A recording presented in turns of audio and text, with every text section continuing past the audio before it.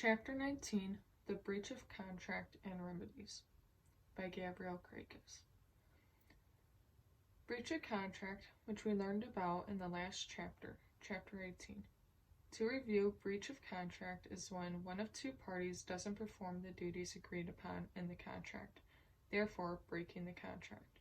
A remedy is when there is care or sympathy towards an innocent party, since the other party broke the contract. Damages. When there is a breach of contract, it enforces the innocent party to sue for legal damages.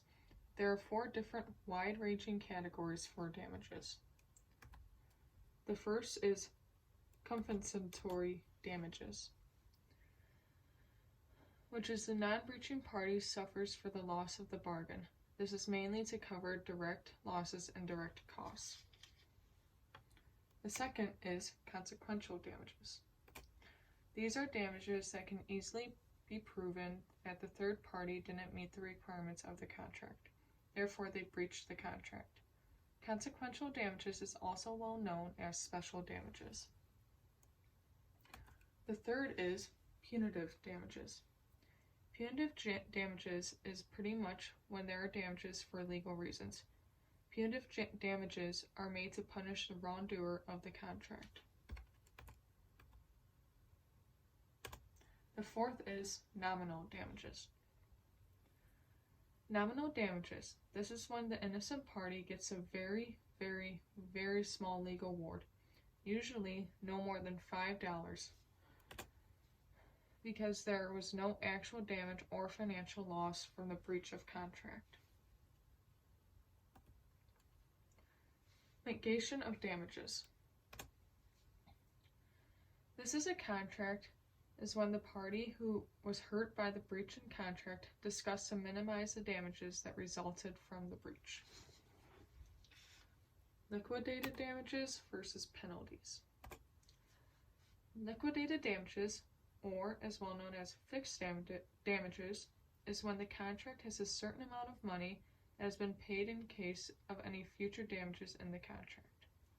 A penalty is a lot like liquidated damages, where money is put aside for future fixed damages. Except with a penalty, it is only the party who caused the breach of contract who has to pay for the future determined damages.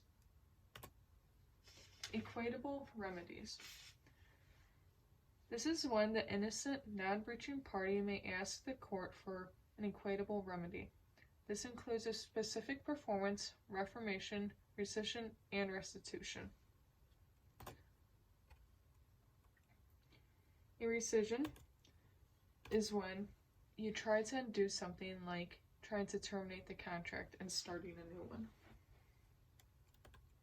Restitution. This is something when both parties involved. This is when both parties are placed back with all the original assets they started with at the beginning of the contract. Specific performance. Specific performance is when the requirements of the contract are met by the breaching party. This is most common in the selling of land and property. Reformation. Reformation is when both parties express their agreement in writing of the contract. This allows the court to rewrite the contract if needed if the contract doesn't reflect the true intentions. One super interesting contract is the quasi-contract. This is when the contract allows the court to act as it is a written contract, but in reality, there's no actual agreement between the two parties. So pretty much, the court makes the contract without agreeing with the two separate parties.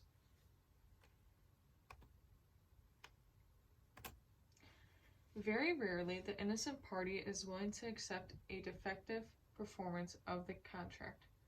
This act, which is the right to require satisfactory and full performance, is known as a waiver.